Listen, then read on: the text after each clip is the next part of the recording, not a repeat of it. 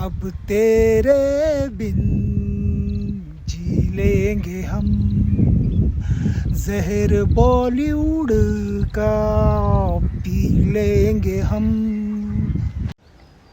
या आहेत आपल्या अन्नू अग्रवाल आशिकी फेम. 90च्या दशकात एक मूवी आला होता आशिकी म्हणून. तर या मॅडमना असा खुळा गैरसमज आहे की तो मूवी यांच्या हाडकांमुळे हिट झाला होता. बाई, खुळा गैरसमज काढून टाक. तो मूवी हिट झाला होता त्याच्यातल्या मधुर आणि श्रवणीय आणि एव्हरग्रीन गाण्यांमुळे, जे आजही एव्हरग्रीन आहेत.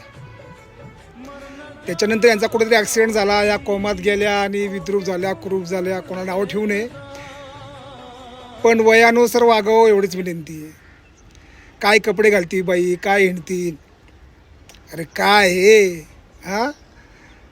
आणि या मॅडमच्या ॲक्टिंग संदर्भात बोलायचं झालं तर मला वाटतं त्या टायमाला 4थी किंवा 5वीत असेल आम्ही. यांच्या तोंडावरची अक्षरशः माशी पण उठायची नाही. तोंडावर माशा जरी हागल्या तरी ती पुसाची कुवत याच्यात नव्हती. अशी तर भंगर ॲक्टिंग होती. बाई, यावर स्वतःला वयानुसार वाघ. पोरं घाबरायला लागले तर लहान लहान लहान लहान पोरं.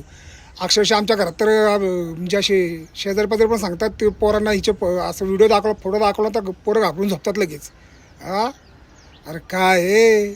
तसा बॉलिवूडमध्ये आता भरपूर स्कोप आहे म्हणा, कारण बरेच हॉरर आणि भूताचे पिक्चर वगैरे येतात. ते बघ, ट्राय कर तिकडे काहीतरी भेटलं तर. पण हे असलं हे नको दाखवू बाई, घाण वाटतं ते, माहिती आहे का.